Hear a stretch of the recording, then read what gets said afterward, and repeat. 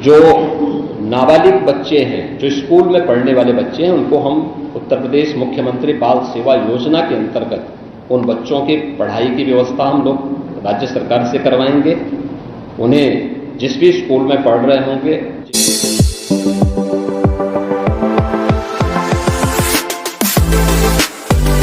आप देख रहे हैं जमीनी हकीकत न्यूज नेटवर्क। अपडेट हाथरस से दिनांक 2/7/2024 को राष्ट्रीय राजमार्ग 91 सिकंदराराव से एटा रोड पर स्थित ग्राम फुलरई मुगलगढ़ी के दक्षिण दिशा में नारायण साकार हरि का प्रवचन सत्संग कार्यक्रम नियत था। आगो हस्ताक्षरी मौके पर उपस्थित था। सत्संग के पंडाल में लगभग 2 लाख से अधिक की भीड़ उपस्थित थी। नारायण साकार हरि भोले बाबा लगभग दोपहर 12:30 बजे सत्संग पंडाल में पहुंचे तथा 1 घंटा कार्यक्रम चला। इसके उपरांत लगभग 1:40 बजे नारायण साकार हरि भोले बाबा पंडाल से निकलकर राष्ट्रीय राजमार्ग 91 पर एटा की ओर जाने के लिए आए तो जिस रास्ते से भोले बाबा निकल रहे थे उसी रास्ते की ओर सत्संगी महिला, पुरुष व बच्चे आदि उनके दर्शन व चरण स्पर्श एवं आशीर्वाद स्वरूप उनकी चरण रज लेकर अपने माथे पर लगाने लगे तथा रोड के किनारे एवं बीच में बने डिवाइडर पर काफी अधिक संख्या में दर्शन के लिए पहले से लोग खड़े थे, जो डिवाइडर से कूद कूद कर बाबा के दर्शन हेतु उनके वाहन की ओर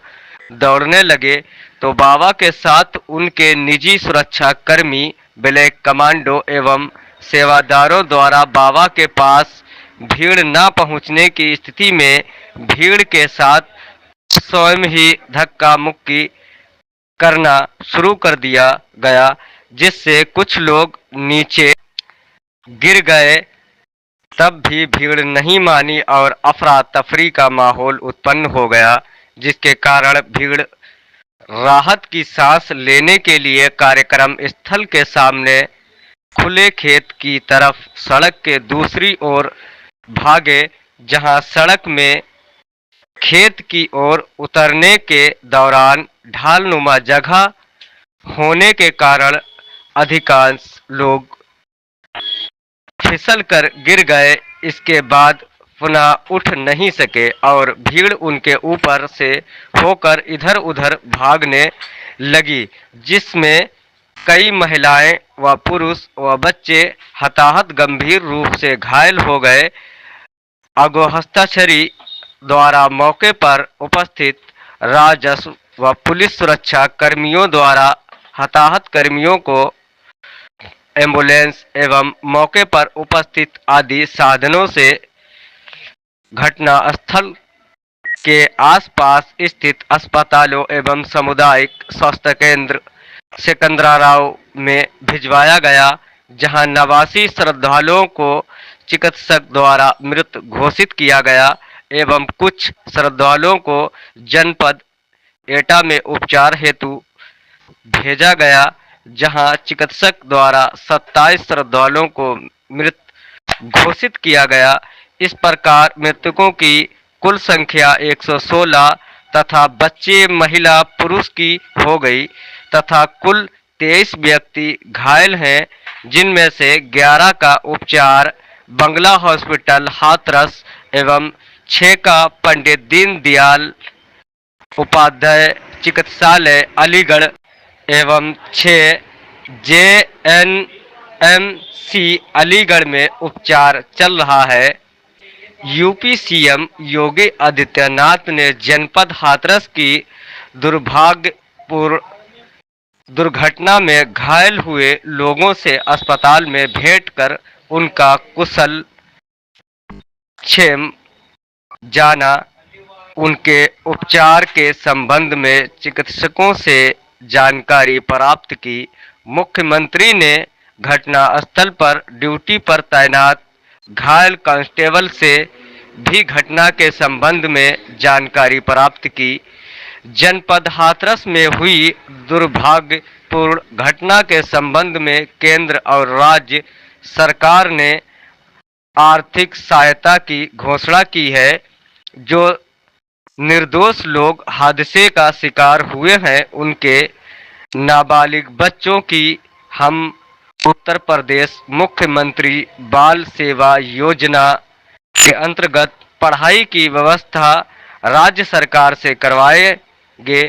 राज्य सरकार ने तय किया है कि जनपद हाथरस की दुर्भाग्यपूर्ण घटना की माननीय उच्च न्यायालय के रिटायर्ड जज की अध्यक्षता में जुडिशियल इंक्वायरी भी करवाएंगे। बने रहिएगा जमीनी हकीकत न्यूज नेटवर्क के साथ। आप देख रहे हैं एमएच रजा वाहिदी की खास। इस पूरी घटनाक्रम के लिए हम लोगों ने एडीजी आगरा की अध्यक्षता में एक एसआईटी गठित की है, जिसने अपनी प्रारंभिक रिपोर्ट दी है और इस घटना की तह में जाने के लिए उनसे कहा गया है। बहुत सारे ऐसे पहलू हैं जिन पर जांच होनी बहुत आवश्यक है। अब तक प्रथम दृष्टया जो थी हमारी कार्रवाई ये थी कि राहत और बचाव के कार्य को आगे बढ़ाने के बाद आयोजकों को पूछताछ के लिए बुलाना, घटना के बारे में, हादसे के कारणों के बारे में उनसे भी पूछताछ करना और फिर घटना की लापरवाही और जिम्मेदारों की जवाबदेही भी इसके लिए तय करना, जिसके लिए पहले से ही एफआईआर यहां पे दर्ज हो चुकी है। इसके लिए कार्रवाई आगे बढ़ रही है। हम लोग इस बात को किसी भी प्रकार से डिनाई नहीं कर सकते। इस प्रकार की घटना केवल एक हादसा नहीं होता। अगर हादसा भी है तो उसके पीछे कौन जिम्मेदार है, और अगर वह घटना घटित हुई है तो इसके पीछे हादसा नहीं तो साजिश किसकी है, कौन इसके पीछे है, इन सभी पहलुओं को लेकर के राज्य सरकार ने तय किया है कि हम इसका एक जुडिशियल इंक्वायरी भी करवाएंगे।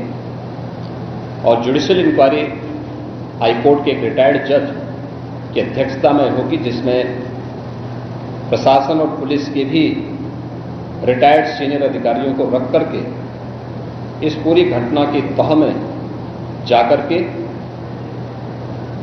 जो भी इसके लिए दोषी होगा उन्हें इसकी सजा देना और इस प्रकार की घटना की पुनरावृत्ति न हो, इनके बारे में एक सुझाव और एक एसओपी उनके माध्यम से बनाई जा सके, जिसे आगे इस प्रकार के किसी भी बड़े आयोजन में लागू किया जा सके। यह हम लोग सुनिश्चित करेंगे। केंद्र और राज्य सरकार ने आर्थिक सहायता की भी घोषणा की है। जो निर्दोष लोग इस पूरे हादसे के शिकार हुए हैं, उनके जो नाबालिग बच्चे हैं, जो स्कूल में पढ़ने वाले बच्चे हैं, उनको हम उत्तर प्रदेश मुख्यमंत्री बाल सेवा योजना के अंतर्गत उन बच्चों की पढ़ाई की व्यवस्था हम लोग राज्य सरकार से करवाएंगे। उन्हें जिस भी स्कूल में पढ़ रहे होंगे, जिन भी संस्थाओं में पढ़ रहे होंगे, या उनके स्कॉलरशिप आदि की व्यवस्था के लिए भी राज्य सरकार ने तय किया है। और प्रत्येक मृतक के परिवारजन को भी केंद्र और राज्य सरकार मिलकर के 4 लाख रुपए की सहायता और गंभीर रूप से घायल व्यक्ति को 1 लाख रुपए की सहायता दी।